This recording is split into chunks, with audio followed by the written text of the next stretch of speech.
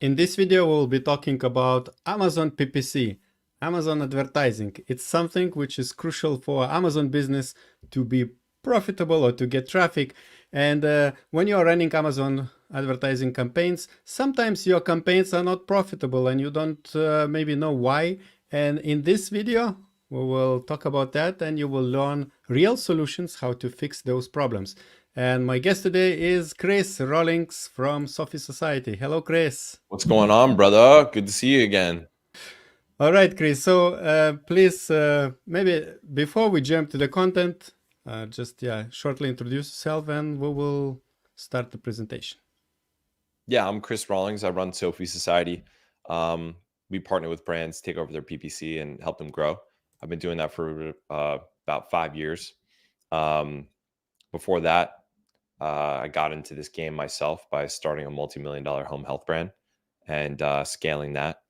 So everything I'm going to talk about today is from actual experience. We're not going through any like top 10 blog article type content. This is like actual accounts that we're struggling with profitability and how we turn them around. So I think it's going to be really valuable to people that are having a hard time making their PPC actually work profitably.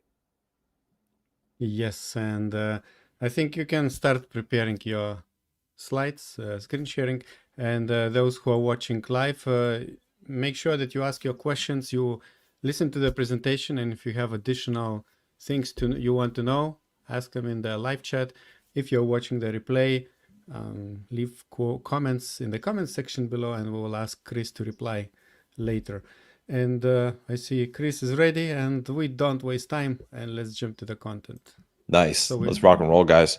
Yeah, as Augustus said, as you're walking through this, like I'm going to be walking through actual examples of turning around unprofitable PPC or making barely profitable PPC very profitable. So just I'm going to be talking through like some big brands, some small brands, some medium brands.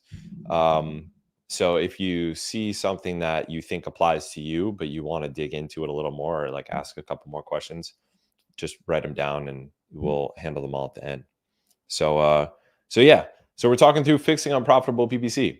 The reason that we're talking through that is because every Amazon seller runs PPC, but most of them run it unprofitably, or they're not sure if it's profitable because they're not measuring it properly. There's a whole bunch of principles to getting PPC to actually work profitably.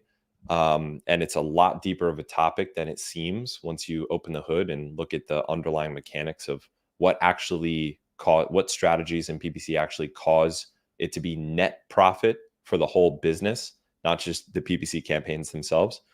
Mainly what we're going to do in this section is actually just look at examples and use those examples as learning experiences. So I'm going to be showing you guys like the actual brands, like the actual screenshots of what happened and talking you through what we did to change it. So all of these are real brands. They're partner brands of us. I tried to take really recent examples.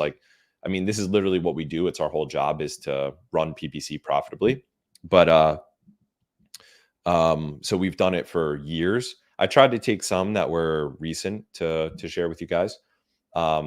But yeah, so all of these are going to be either unprofitable in the beginning and turned profitable, or they were profiting but not very much and ended up after the changes profiting a lot and improving their margin. And this is all focused on what we did from a PPC perspective and all of the surrounding things that affect PPC performance. So what I'm going to try to do is walk through the example, but also pull out principles from the example that you can then apply to your brand. And hopefully you can relate to one of the situations that I talked through during this session. So actually the screenshot that you see here right now is going to be the first one that we walk through. So we partnered with this brand. We actually normally don't do this. If a brand is in a really bad situation where they're really losing a lot of money, we typically won't take them on as a partner if there's a core issue there related to the product.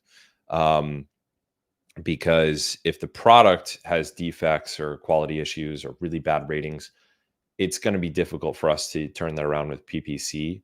But in this case, the product itself was good. The founding team the original brand owners were really strong.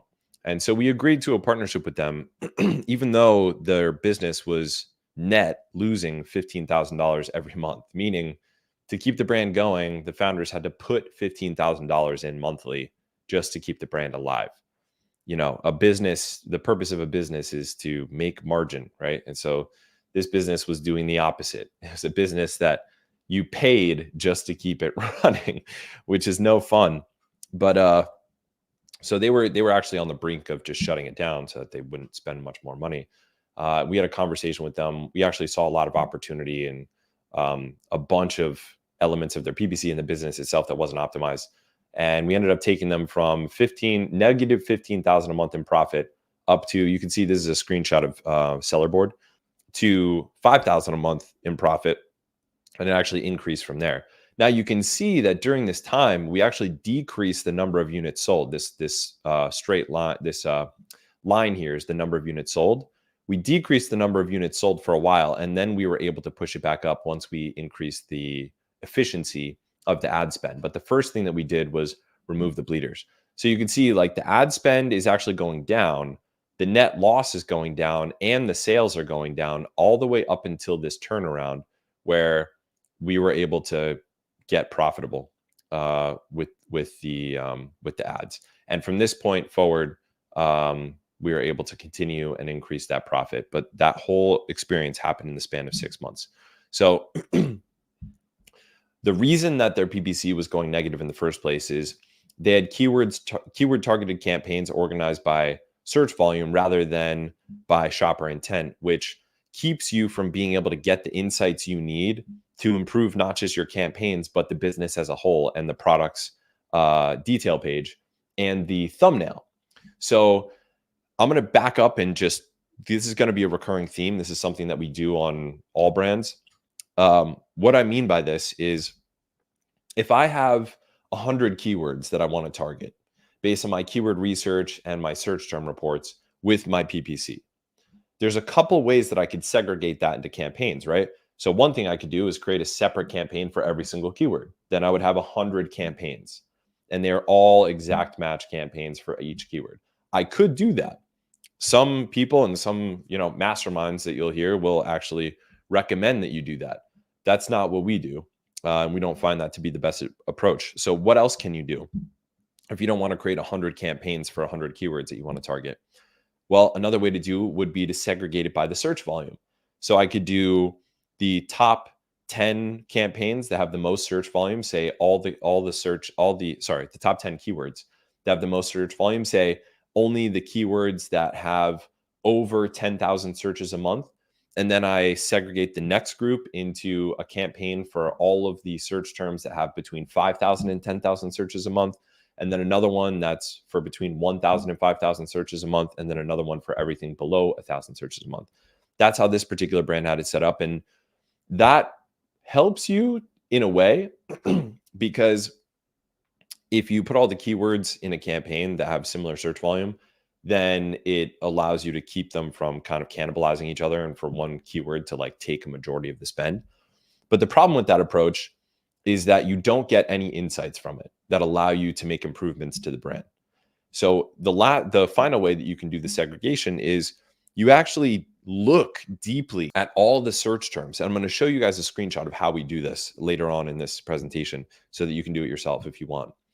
And you look at all those 100 search terms and you try to group them based on either what the intent of the shopper is or some kind of core word that's in common with them, or another similar problem-based or pain-based concept. So an example of this would be if I was selling a phone case or a phone holder that people use on flights so they can watch movies on the flight, and they use it at their desk so they can do video calls, and they use it at home because it looks really nice and it's kind of like a home decor thing. I might have different groups of keywords for each of those things. I might have one whole group that is all about travel, and it's words like airplane and travel and flying and flight and stuff like that. I group them all together so that everyone searching for that particular need they are all grouped. And I know how they're performing versus someone who wants to use it at home, or versus for someone who wants to use it as a video call. The reason that's so valuable is because then I can see, based on how each of those campaigns is performing, what I need to change in my thumbnail or what I need to change in my listing to make it perform better for that particular audience of people who's searching for that particular thing. And I'm going to show you guys a real example of this with one of our brands, and how we segregated the keywords into, I think it was like 8 different groups a little bit later on. So I had to pause just to explain that whole thing there, because that's going to be a recurring theme throughout this entire presentation. It's one of the main ways that you can use PPC to improve the profitability of your entire brand. So that's one thing. They had their match types mixed up in their campaigns, meaning broad match, phrase match, and exact match. They had them all clicked. So the campaigns were all mixed up. You couldn't tell what was performing well and what wasn't, and what match types were performing well and what weren't. Their bidding strategy was not matching their goals for the campaign. So if they had a ranking campaign, for example, a single keyword exact match ranking campaign, they didn't have the right bidding strategy. So if I wanted to do a single keyword exact match ranking campaign, I'm probably going to use fixed bids or maybe down only, but I would never use an up and down bid for that. It's giving Amazon way too much leeway. If I had a campaign where I was really trying to optimize the cost per click, and it was really not about ranking or showing top of search, but it was really just about getting the lowest possible CPC, I'm definitely going to use down only bidding. If I wanted to have a campaign where the purpose of it was to find new keywords, like it was a broad match campaign or even broad modified, or it was an auto campaign and I wasn't able to get placements, then I might do up and down bidding, because it's giving Amazon more leeway to find the appropriate bid for me to get the placements and get impressions. This brand had all different types of bidding strategies, and they didn't match the goal of the campaign. In general, if you're trying to rank, you're going to use fixed bids. If you're trying to optimize for cost, you're going to use down only. And if you're just trying to get impressions or find what the bid is in the first place, because you don't have any prior context, then you use up and down. Then the campaign optimizations also were not done frequently enough. So nobody was going in there 2 or 3 times a week, or for launch keywords or products once a day, to optimize the bids, optimize the budgets, optimize the bidding targets, see what creatives were working best, and properly keep the campaigns running, and negating keywords, isolating keywords, bringing them back, into other campaigns. Nobody was doing that frequently. So what do we do to fix this and turn them all around and get their profit from negative 15K to 5K? We reorganized the campaigns by shopper intent instead of search volume. And that's the whole concept that I just described to you guys. I'll go deeper a little bit later on.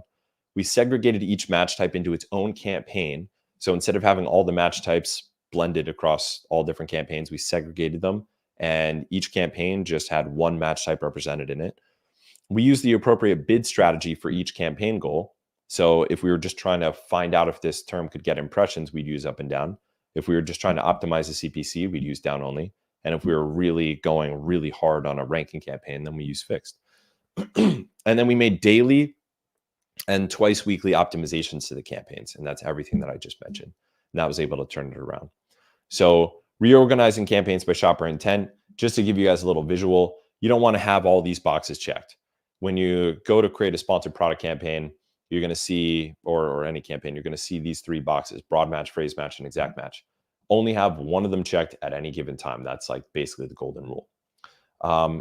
To segregate the keywords by shopper intent, this is a little screenshot that I'm showing here. I think there's a moving GIF. Oh no, it's a screenshot.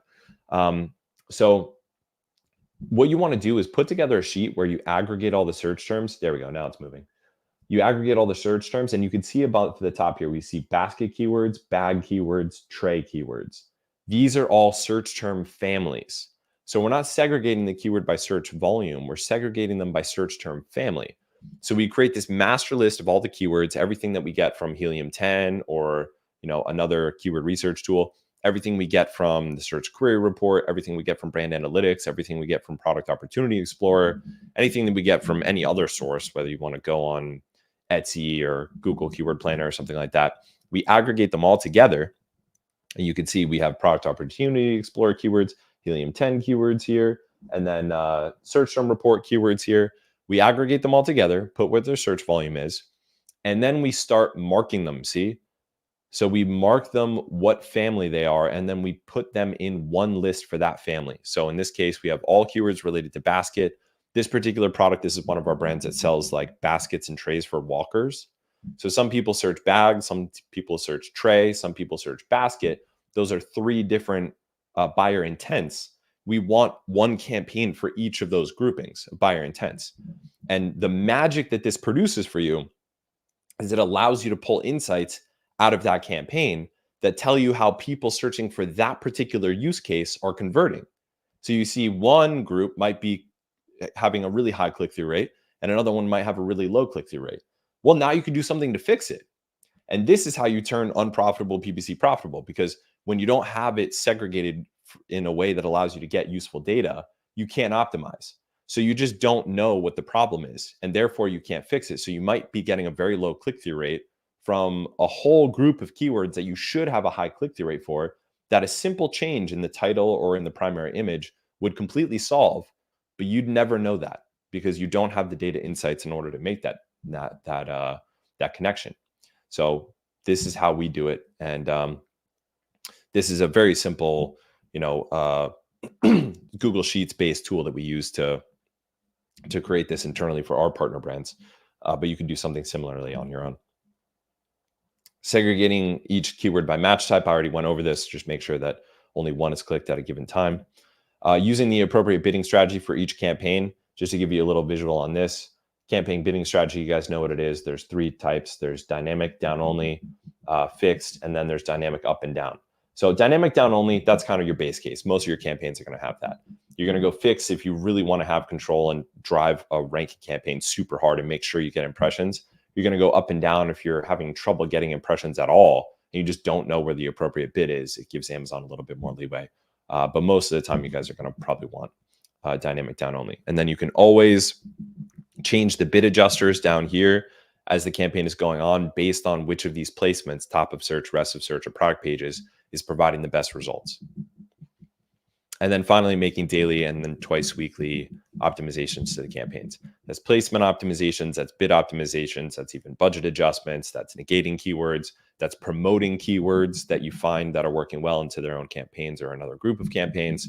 It's seeing what creative is working best and split testing new creative. You can't be doing that every once in a while. It's something that has to be done on a regular schedule, at least twice weekly. And by the way, just to show that this wasn't luck or a fluke, we did the exact same thing with the exact same product in the EU market. So totally separate market, totally separate marketplace, same product, same problems, same solution, same result. So in the EU, they were doing negative 2,000 a month in profit. By the end of 4 months, we got them to 8,000 a month in profit in the EU. And it was through these exact same things that I just did.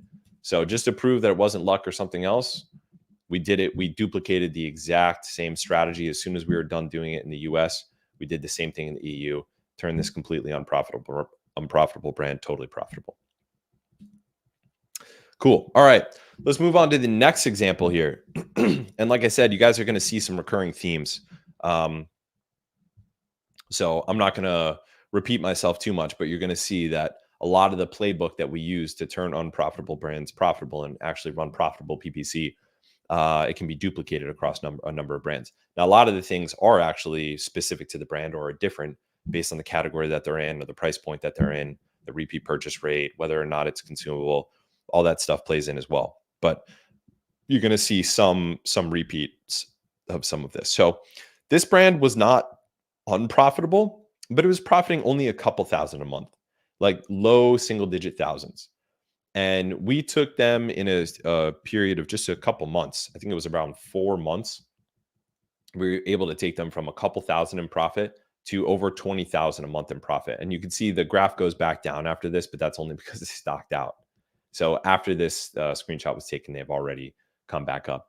But yeah, so that's a pretty big turnaround from barely scraping by with the profits to making serious profit with this brand every month. And the way that we did it, just to start off with the issues that they were dealing with. they had a super high tacos, total average cost of sale, meaning their ad spend divided by their total sales was really high.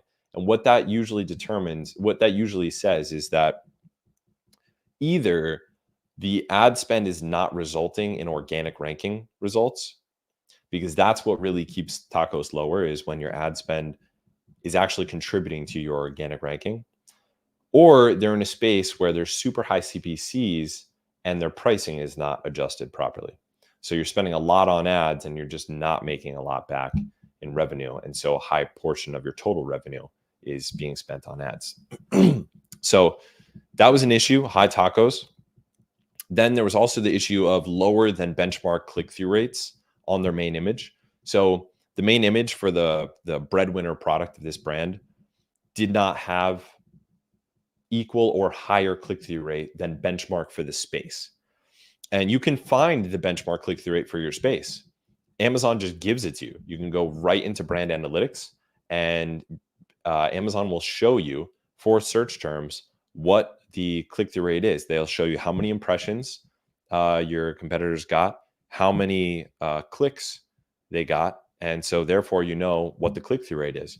And if your click-through rate is significantly lower than what you calculate based on Amazon's brand analytics data to be the click-through rate for the whole space or the page one competitors of your space, you can't rank.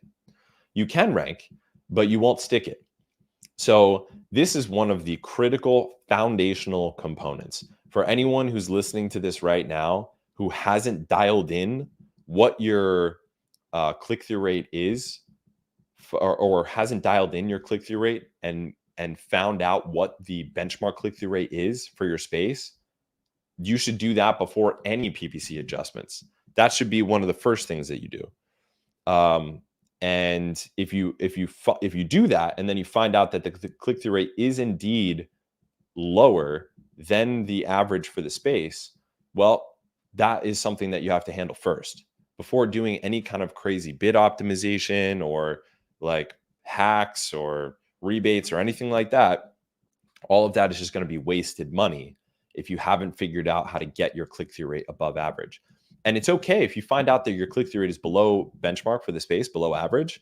There's so much that you can actually do about that. It's not like you're doomed. It's actually great news, because then you're like, oh, now I know what's wrong with this product. The click-through rate is too low.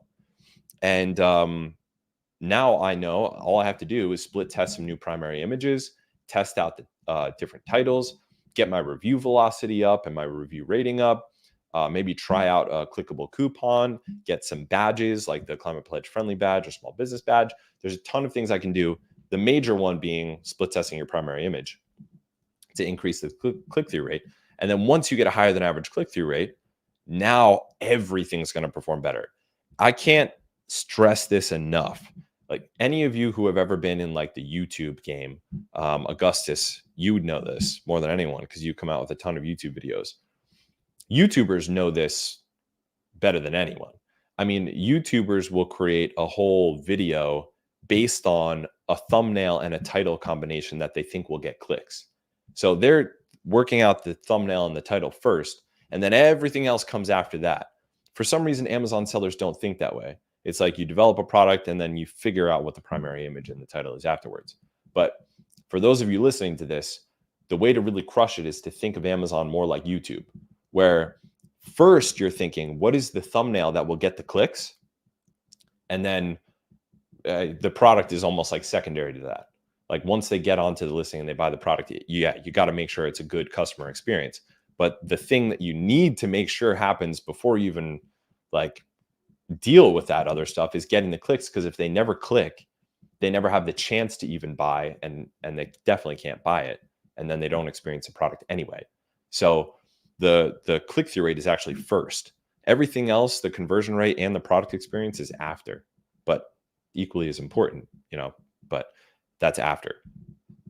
So this product, it made that classic mistake of the primary image is just very simple, solo product, white background that Amazon recommends, but absolutely no intentional attempts to increase the click-through rate. And then also there was no sponsored brand ads going for the product. And since this was a kids utility brand, it was really lends itself to doing sponsored brand ads because it's highly visual and highly visually engaging. Some products, it's a little bit more difficult to get sponsored brand ads that really pop. Everyone can do it, but some it's just more difficult than others. This is one where it's not even that hard because it's literally for kids and it's really easy to show visually what it does. So what was the issue? The listing thumbnail had lower than average click-through rate. How did we fix it? We split tested new thumbnail image concepts to achieve higher than page one average click-through rate. So that was the foundational thing. Before even working on any PPC optimizations, we had to make sure that we got the click-through rate above benchmark. That's like one of the first steps that we always do with brands that we partner with to grow them with PPC. The next one was not gaining organic ranking from PPC traffic, which is what was causing the tacos to be high. They were spending a lot on ads as a portion of their total revenue because so much of their revenue was coming from ads. They had very little revenue coming from organic ranking because their ads weren't leading to more organic ranking. So we created dedicated, tightly managed campaigns for best performing mid-tail keywords that were exact match, mostly targeting top of search, making sure to get high click-through rate on those and driving sales velocity for those keywords that we knew we could rank for. The campaigns were not placement optimized, meaning nobody was making sure that whatever placement was performing best was being adjusted. So like we were saying in the last brand, going in twice weekly to see, okay, what's working best on this campaign? Top of search placements, rest of search placements, or product page placements. What can I do about that? And what you do is adjust the placement bid modifier based on whatever placement is doing best. So if I see product pages is doing best, then I'm going to increase the bid modifier for the product placements because I know I want to get more of my impressions in product placements for that particular campaign. So this was not being done, and we just started doing it. Simple. A lot of this stuff is literally just, it's not rocket science to do it. It just needs to be done. Someone just needs to do it, And so that's where we come in. The search terms were jumbled in the campaign, so they weren't, like I was saying in the last example, segregated by shopper intent. They were just kind of all mixed in. We segregated the search terms by shopper intent, and we started pulling data so that we could figure out how to make the thumbnail get more clicks and the listing get more conversions for particular shopper intents. And then there's no well-managed sponsored brand campaigns. What do we do is spin up sponsored brand video campaigns with proven creative. So there was already a good amount of creative video content ready to be used that was being used for just product video that could be re-chopped up into a video that could be run on sponsored brand. And that's what we did. That sponsored brand ad was a huge part of the success with this. We got a way better click-through rate, higher conversions, much cheaper CPCs. Sponsored brand video campaigns are one of the X factors that you can use to really turn around a campaign. And this one did it well. So here's this image on the right is the actual brand. The image on the left is just another brand that I'm using as an example. But this is basically a before and after of what the thumbnail looked like. So before, it's just the product by itself, white background. The image that allowed us to get way more clicks was basically showing the product in use. So you've got your customer avatar in here, which is kids, because this is a kids bookshelf. And you've got books on the bookshelf showing it being used. Now, Amazon's guidelines on primary image are to show the product by itself on a white background. However, you'll find that Amazon themselves don't even adhere to these guidelines strictly, even with their own brands like Amazon Basics.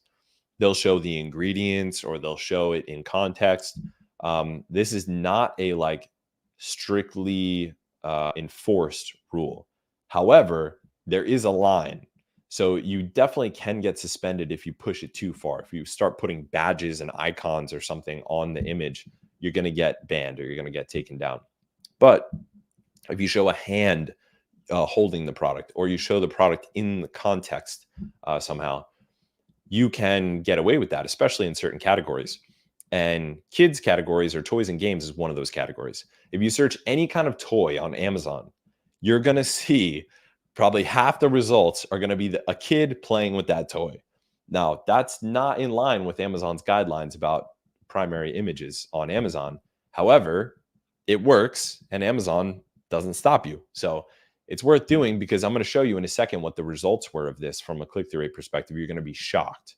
You're going to be absolutely blown away on how big of a difference this actually made.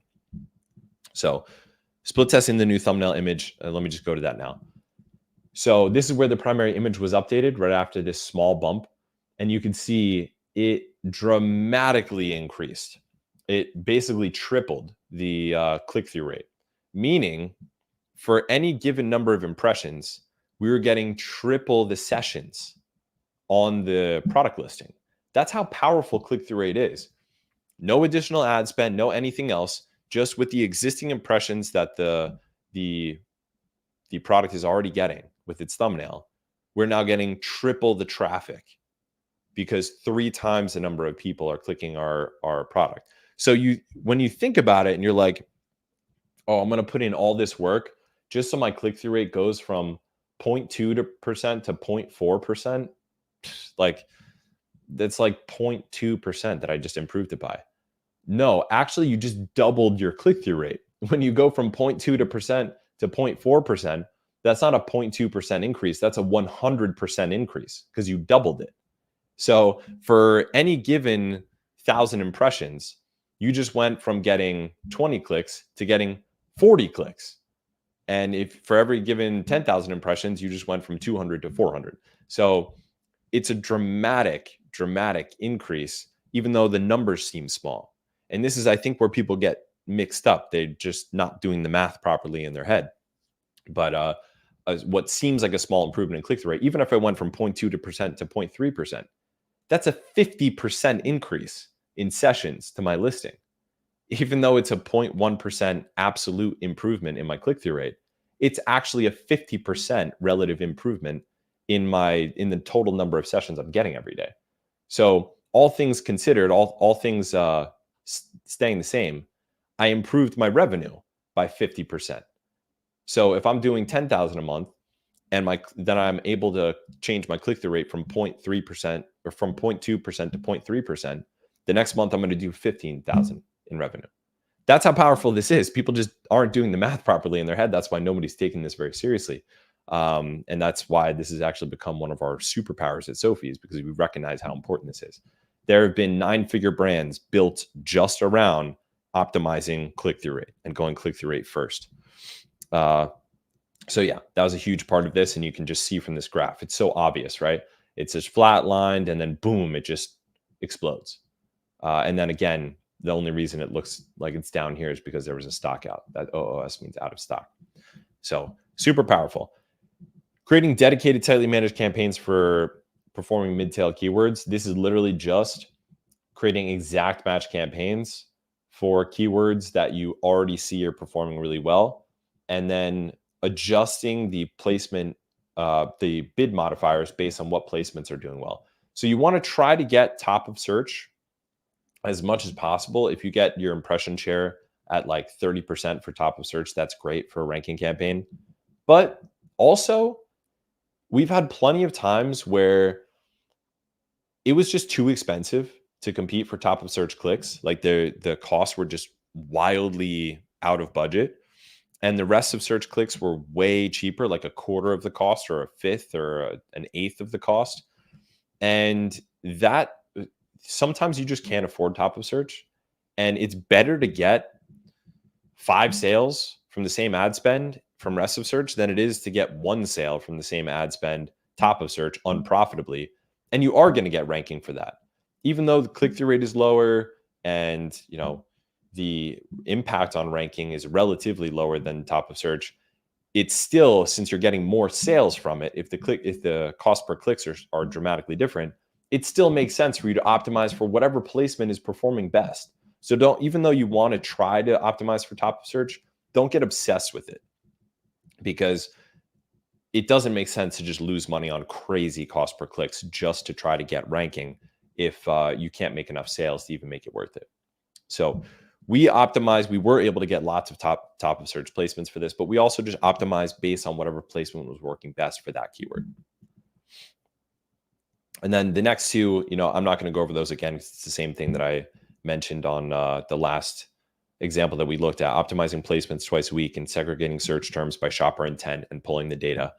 So I won't screen share an example of that, but spinning up the sponsored brand video campaigns with proven creative. So you can see what we did was a standard sponsored brand video campaign. It shows up in the middle of search results. So you can see it here. This is the actual creative. Performs great. So this type of video campaign, it's not like a headline video campaign where you're going to have multiple products that it shows. This is just one product it's highlighting. It shows in the middle of search, not at the top. And this can perform super well, especially if you just nail the first 3 seconds of the creative itself. Okay, so on to the next example here. This is a supplements brand. The supplements brand had really stagnated. It wasn't losing money, but it was break even to sometimes negative. As you can see here, these blue bars are the profit. The ad spend was sky high. And what we did was so I'll go into what we did. Let me talk through the initial conditions first. So this is a niche with really high CPCs. Pretty much any of you guys who are familiar with supplements or any kind of consumables brand or product, you'd already know the CPCs are going to be sky high. The CPCs are always sky high for consumables products because other brands already know that they're going to pay off their ad spend in their lifetime value, in the lifetime value of the product.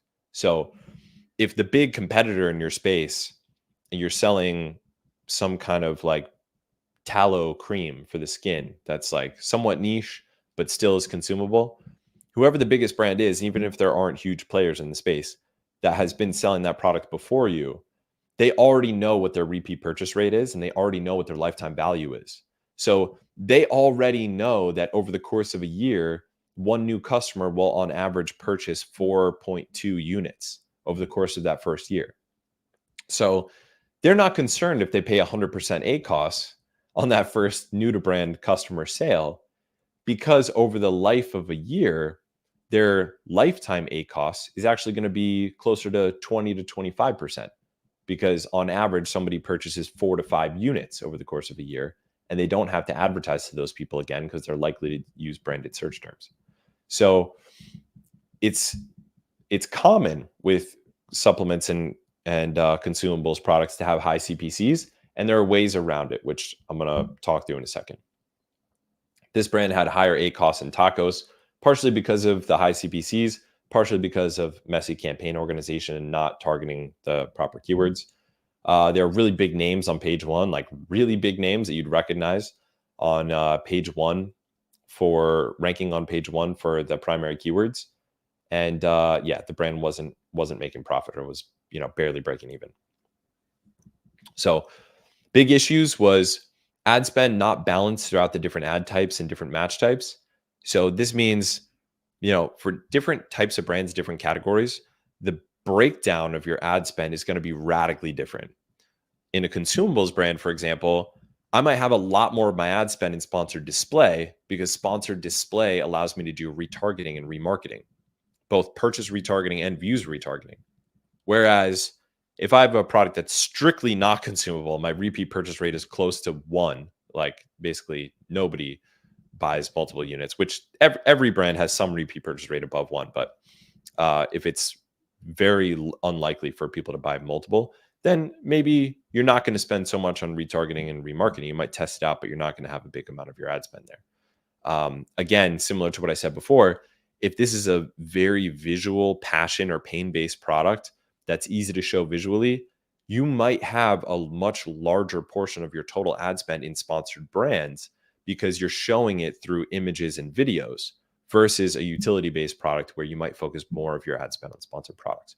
So these guys did not have their ad spend properly balanced between different ad types, different match types, and the 3 different main Amazon advertising options, which is sponsored product, sponsored brand, sponsored display.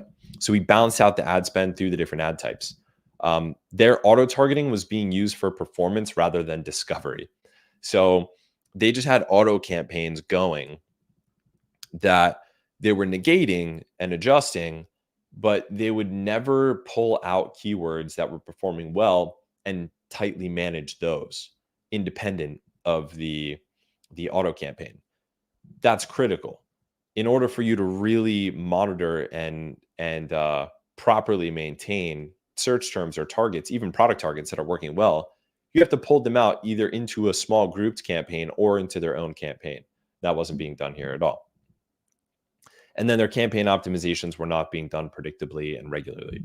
So we segregated their ad types, cleaned up their campaigns, tightly restricted their auto campaigns so that they're used only for new keyword research instead of for performance.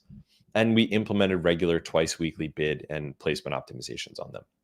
And that allowed us to bring down the ad spend, slowly increase sales, increase profit very significantly, because a greater portion of their total sales were coming from organic rather than paid.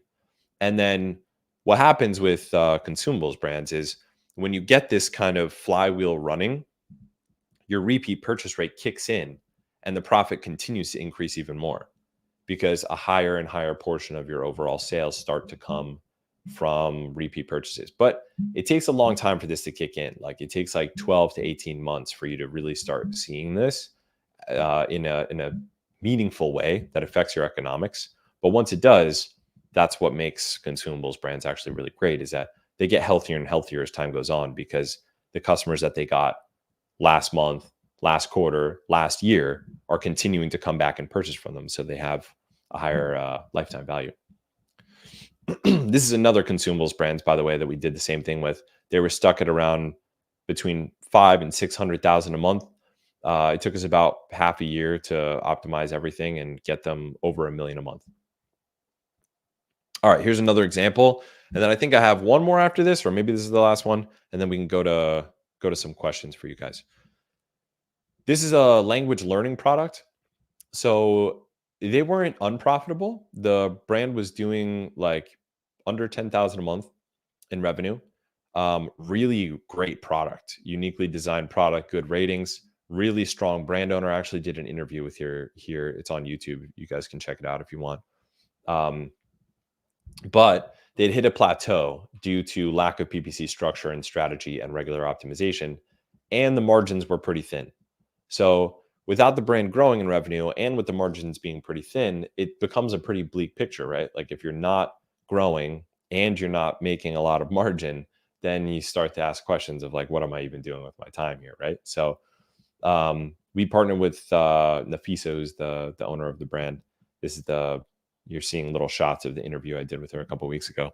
She's a really great brand owner, very charismatic, very smart, very strong at product development, but just needed help figuring out PPC because it's its own dedicated science, right? So what happened is, first of all, the initial conditions, the product was not priced properly. So this is part of what the issue with the margins were. It was actually priced too low.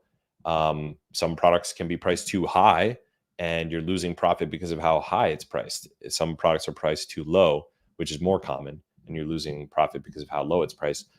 The only way to fix that is to split test different prices, is to try out different prices and see how it affects click-through rate and see how it affects conversion rate. They're not doubling down on winning keywords. There was no new keyword discovery campaigns being used for, and again, keyword discovery campaigns were being used for performance. So auto campaigns and very broad, targeted broad campaigns were being used as performance campaigns rather than using those campaigns to find keywords that you then segregate into their own performance campaigns. And there was no deep keyword research being done prior to the campaign creation, which means that the wrong keywords and search terms were actually being focused on. So, and by the way, I didn't mention this in the last. So we more than 3x'd the sales here together, but the profit 4x'd, or more than 4x'd. And the reason is because of the repricing, getting more relevant clicks and more traffic. So the click-through rate went up and the conversion rate went up. So not only did we increase sales by a significant margin, but the profit increased even by an even greater margin than the sales did, because of the fact that we're more efficient with the type of traffic that we're driving, and the click-through rate and the conversion rate is going up. So the ad spend takes you a lot further. And also focusing on ad spend that results in organic ranking. That allows you to increase margin significantly too, because it decreases your tacos, the total amount of your monthly revenue that you're spending on ads.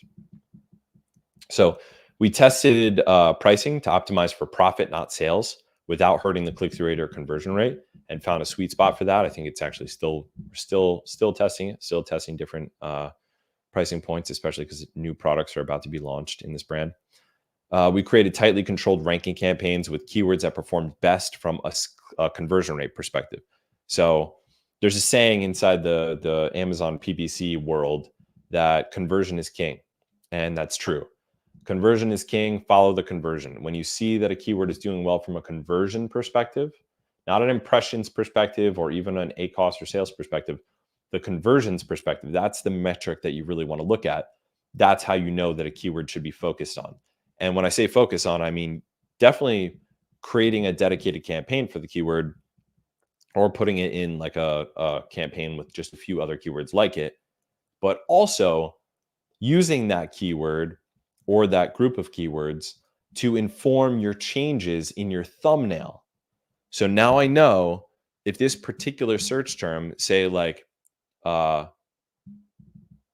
Spanish learning for travelers, and that's travelers is like the key thing, then I know that highlighting something in the primary image or in the title that shows that it can be traveled with, whether it's a keychain or a case, or it's a word in the title itself, like travel, or it could be a word on the packaging of the product. And this is just an example I'm using, but you use that high converting term to inform the changes that you make to increase the click-through rate and the conversion rate.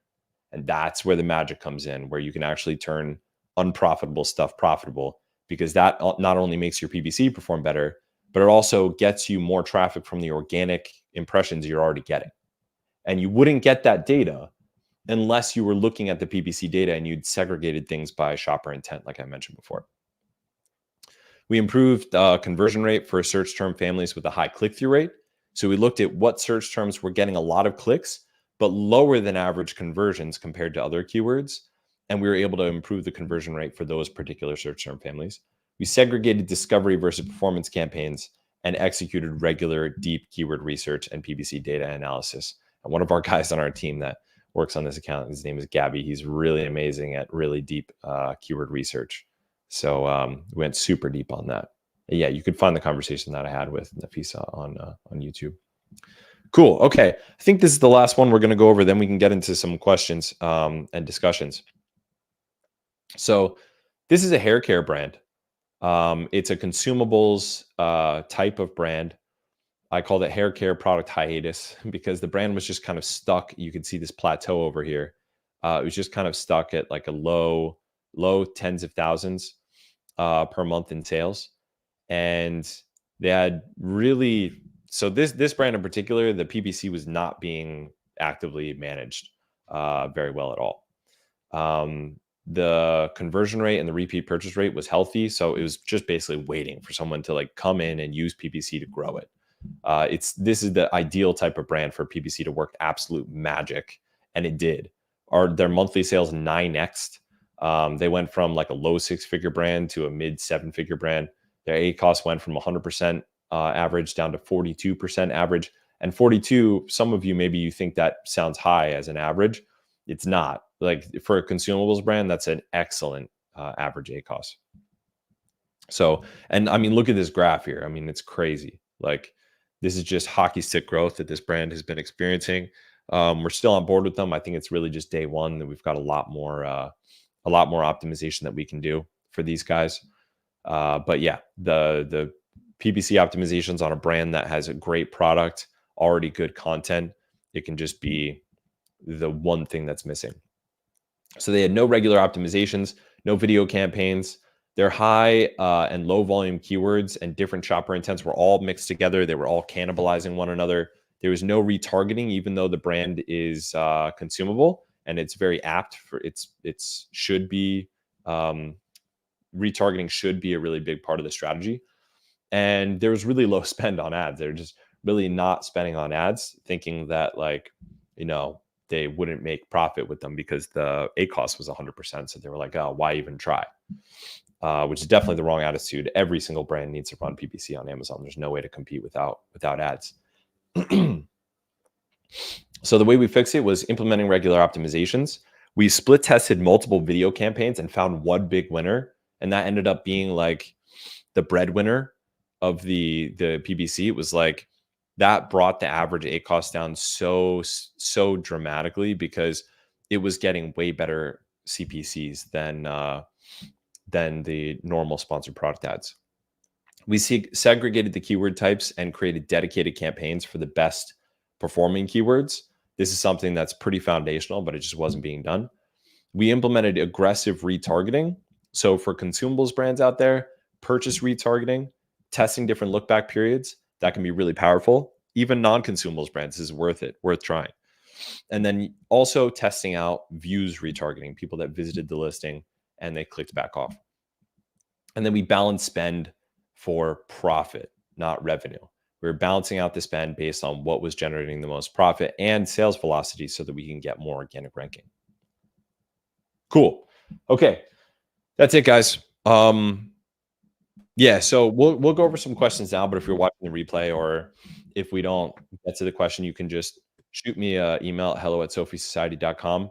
We actually have an event coming up. It's called the Profitable PPC Challenge, where we go deep into this and we actually install these frameworks into your brand, or you get the opportunity to install with us these frameworks into your brand. And you can check out that by going to ppcchallenge.sophiesociety.com.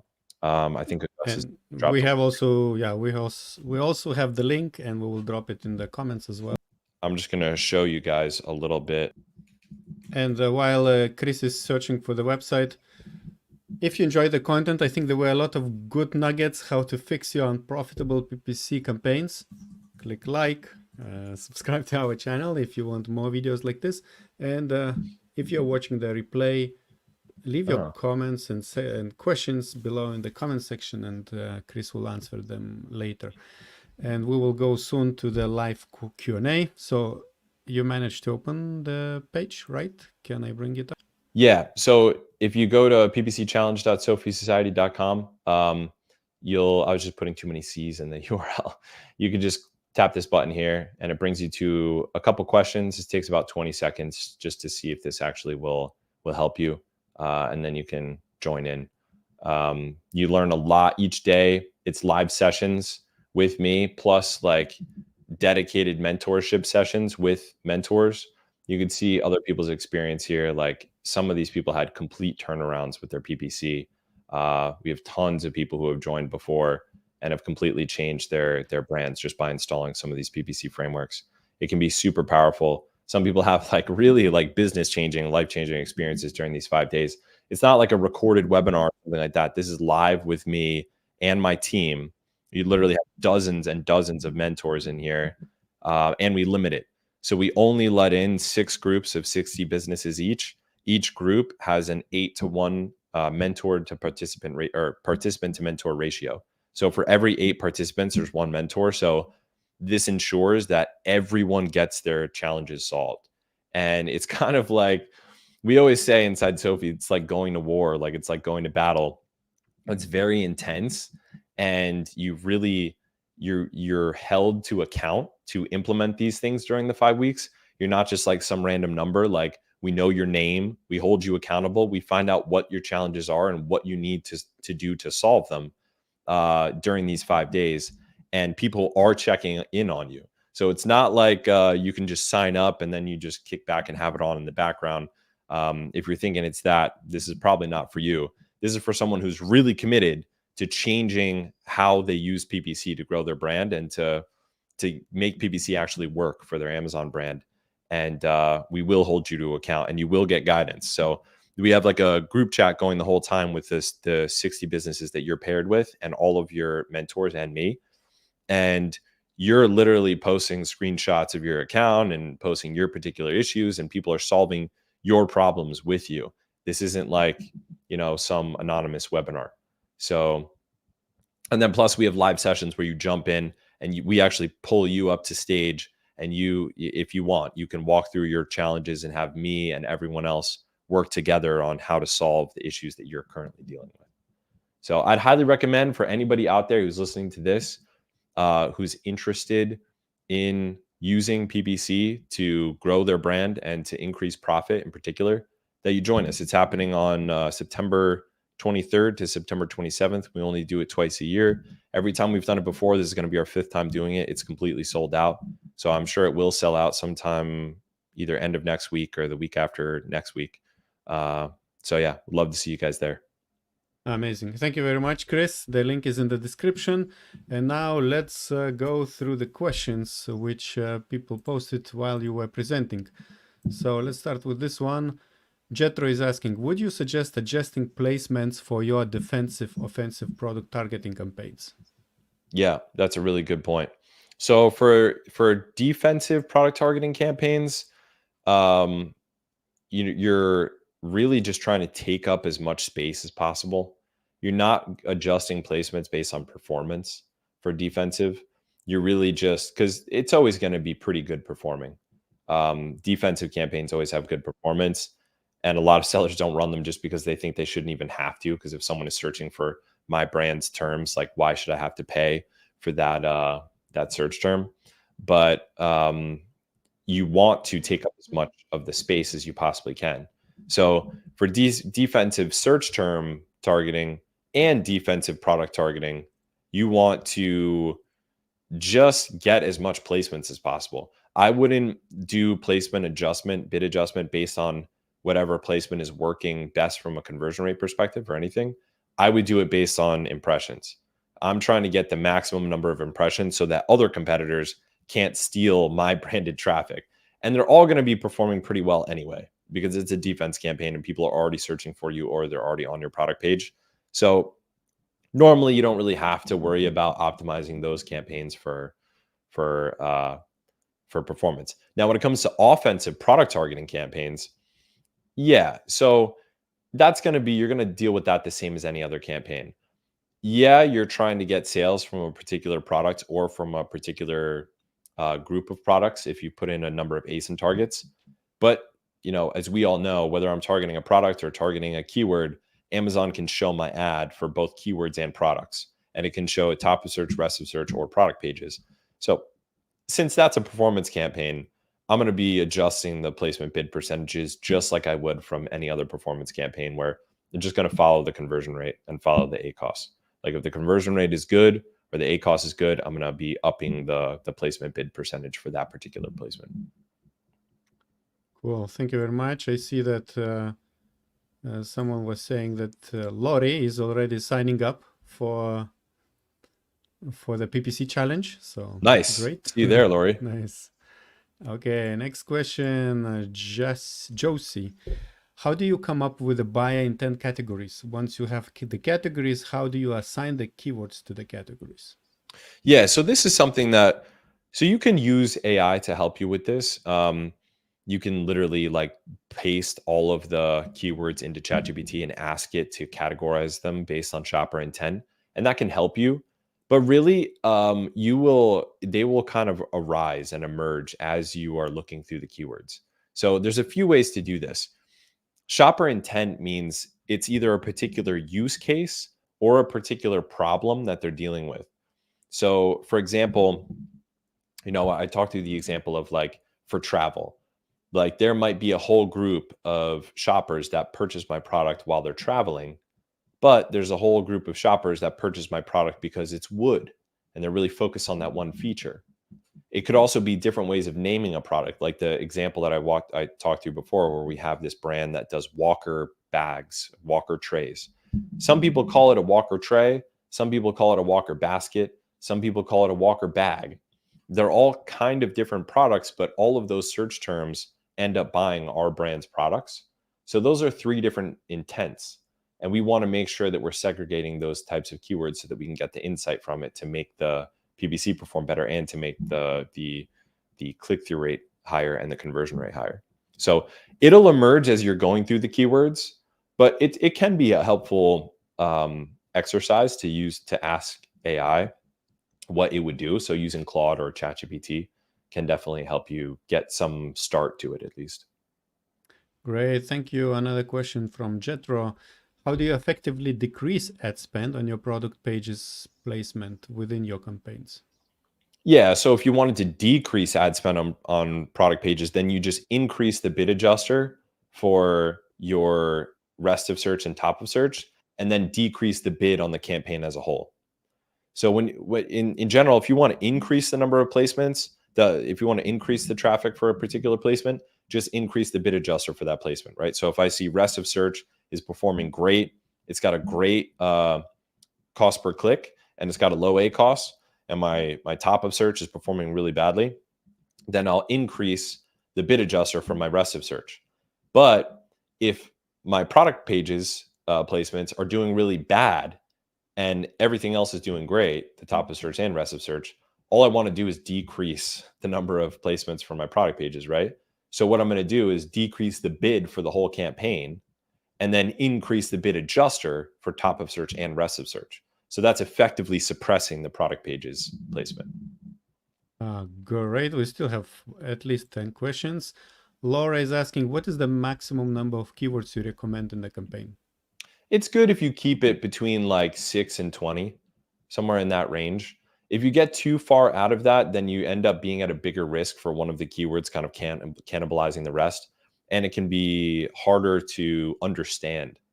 And usually you're not going to have many more than 20 keywords that do fit a particular avatar that actually have significant search volume. Normally, there's going to be something between 40 and 100 like total keywords that actually have significant search volume.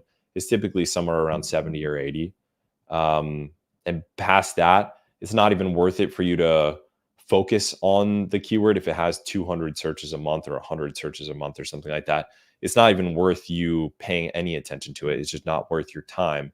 So it's better for that to be scooped up by more discovery campaigns like broad match campaigns and auto targeting campaigns, and just let those campaigns handle the like really, really long tail that is just not worth even paying attention to. But the ones that are worth paying attention to that have significant enough search volume for you to actually like look at them and pay attention to them and see them, it's never going to be that many more than, I mean, at max it could be maybe up to 200, but that's pretty rare. So it'll probably be like in the high dozens. And that means that you're only going to have anywhere between like 8 and 12 like campaigns that group each of those having like 6 to 20 keywords in it. So it makes it manageable. All right. Another question from Laura. What is, no, this one. How do you determine the optimal CPC for each bidding strategy? Yeah, I mean, the CPC is, there's no optimal CPC really. It's like, what can you handle? The calculation is based on your conversion rate. So if my conversion rate is 10% and my product is $10, that means I need on average 10 clicks to get a $10 sale. So if my CPCs are $1 each, that means I'm spending $10 to get a $10 sale, which is 100% ACoS. If my CPCs are 50 cents, that means I'm spending $5 to get a $10 sale. And now, okay, that's a little more reasonable. Now my ACoS is 50%. If my CPCs are 25 cents, well, that might be closer to my target ACoS, because then I'd be spending $2.5, $2.50 to get a $10 sale. Hence, I'd be getting a 25% ACoS. So it's all based on whatever your target ACoS is, but it's also, your target ACoS is going to be different based on whatever the campaign type is. Because if you have a campaign that's specifically dedicated to improving your ranking for a particular search term, that's going to have a higher CPC, and you're going to have to be okay with a higher target ACoS because of the fact that you're specifically driving sales for a keyword that you want to rank for. And it's not about how the ad performs. It's about what kind of ranking improvement that you get, so you get more organic sales. So the CPCs, it's going to be campaign to campaign based on what the goal of the campaign is. And even if you have a keyword with a particular CPC in one targeting group, that might be totally different in another targeting group. We had our internal mastermind inside Sophie Society, my company, this morning. And one of my senior strategists brought a case to the table just this morning where he said, look, I've got the same keyword, exact match, and then I've got another campaign with broad match that has this keyword in it. And with the broad match campaign, I'm getting CPCs of $2.70. With the exact match campaign, same exact keyword, I'm getting CPCs of $6.70. And they're both top of search. So it was crazy. Like sometimes the CPCs will be dramatically different based on the placement, top of search, rest of search, product pages. So same keyword, different placements, the CPCs can be totally different. And it can even be different based on the match type that you are trying, whether it's exact match, phrase match, or broad match. So this is why it's so important to experiment and try different things, especially if you're stuck. And if you're watching this, you probably are stuck in some kind of way because you're watching a whole session about how to turn unprofitable PPC profitable. The key is to keep experimenting. You have to try out different things. If you've tried one match type, try a different match type. If you've been focusing on one placement, like top of search, try a different placement, like rest of search. If you've been focusing only on sponsored product ads, try focusing on sponsored brand ads. Just test it out, and you'll find that if you're not able to find a profitable CPC in whatever you're doing now, you will be able to find it if you do enough experimentation somewhere else.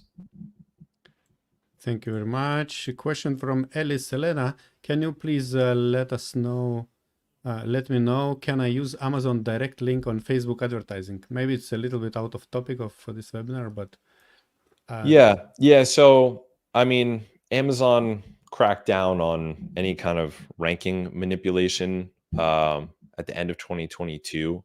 So it's been over a year and a half now that Amazon really cracked down on ranking manipulation. But so I couldn't recommend what would have been the normal case scenario of driving external traffic, like from Facebook, where you drive them to a search results page with your brand and your primary keyword in the search term bar pre-filled in.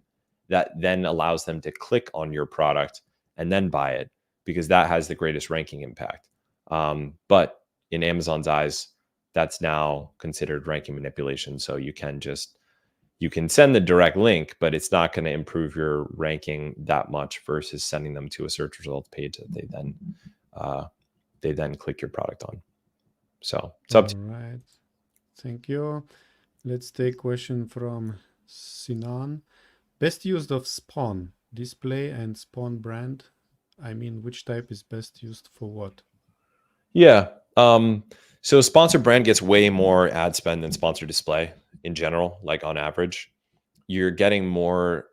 There's just more placements because sponsored display doesn't really show in search and sponsored brand does. That's a big difference. Also, sponsored brand really sticks out because it's playing a video not only right in search results, but now it also has the ability to play video at the top of search results, and sponsored brand videos show on listings right above the reviews. So because of that, sponsored brand gets way more ad spend generally than sponsored display. Sponsored display shows on listings. It shows all around the top of the listing, underneath the buy box, right underneath the images. It shows on different places throughout the listing, and it shows a little bit on the sideline of search results, but mostly it just shows on listings. It gets a lot less clicks. You're going to get a lot less of a click-through rate. It gets more impressions, less clicks.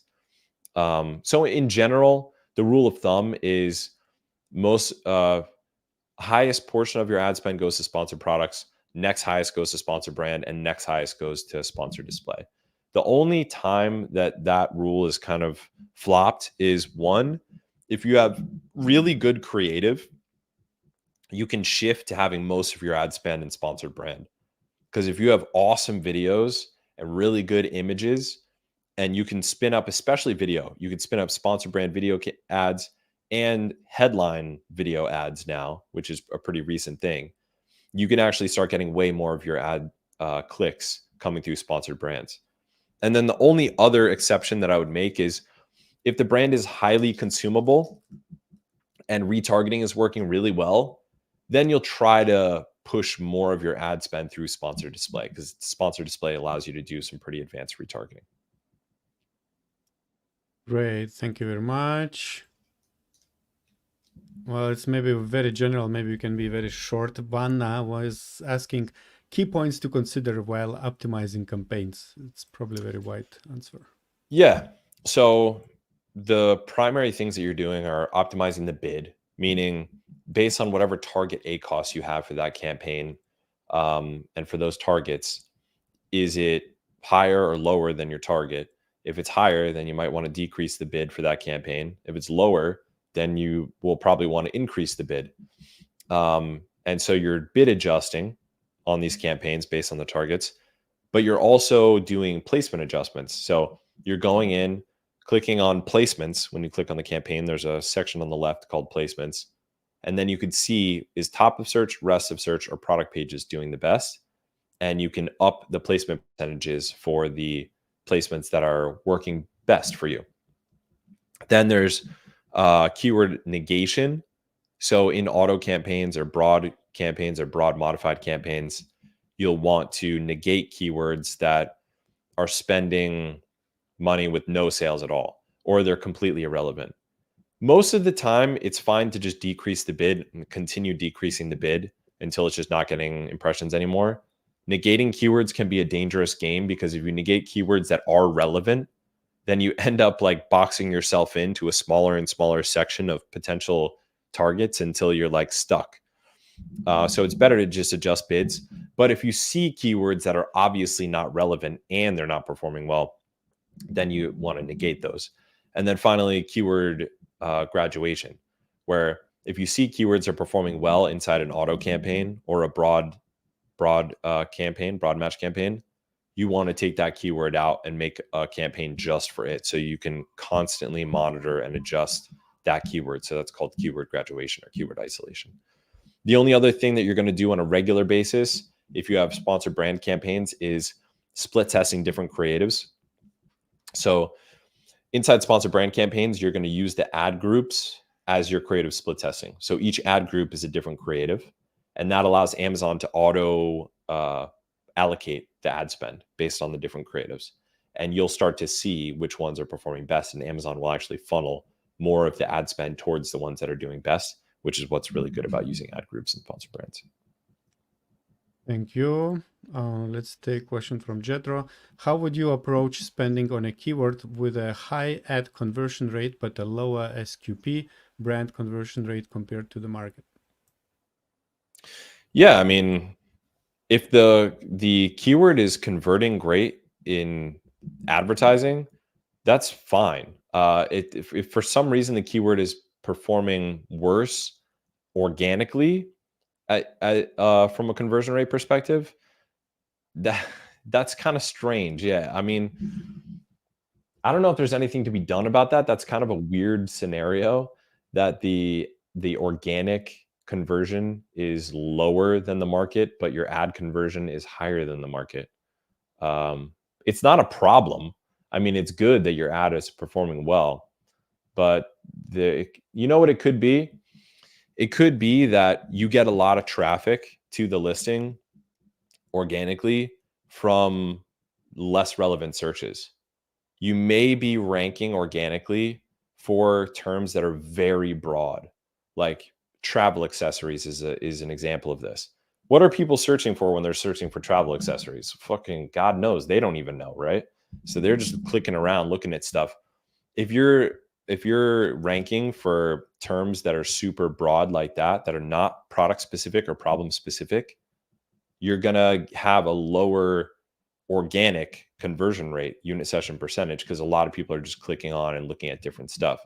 But your ads are going to have a higher conversion rate percentage because you're targeting only the keywords that are very specific to your product.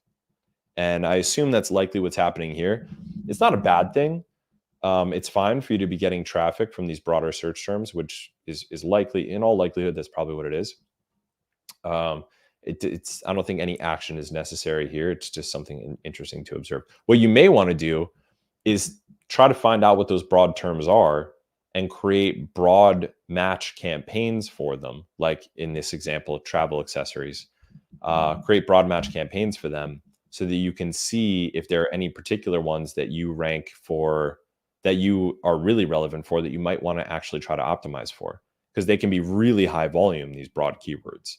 So if I'm showing for travel accessories and then I do a broad campaign with travel accessories in it, and then I find out that like airplane seat accessories or something like that is one of the terms that I'm performing really well for.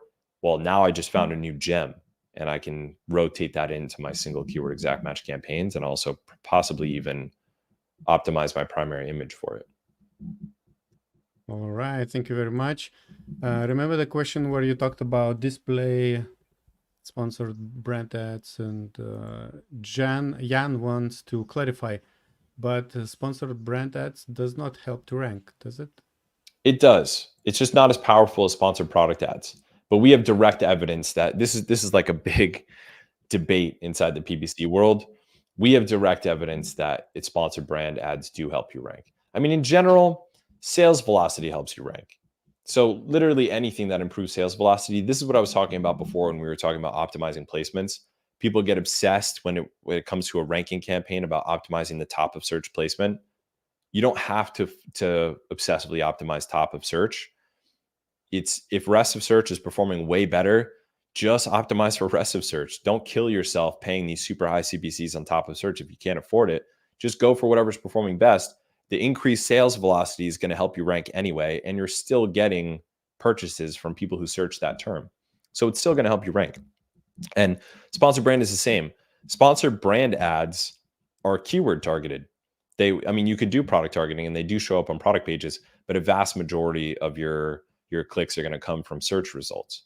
So it's people searching a term, seeing your ad, clicking it, and buying the product. That is literally what improves ranking on Amazon, is someone seeing an ad, clicking the ad, buying the product after searching a given search term.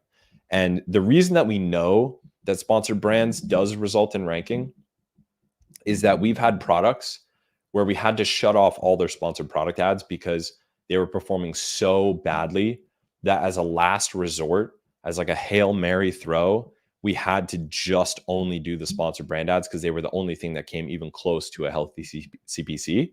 And we were able to rank organically despite that. So that's the only reason I can say this for sure, that sponsored brand does contribute to ranking. Yes, it might not be as powerful as top of search sponsored product ads are for ranking, but it definitely does contribute to ranking and improve ranking. Thank you. And Jan also has a question. Is there a way to target older age demographic, for example, 65 plus for fashion type? Yeah, there is. So sponsored display has the ability to do this. It's called audience targeting.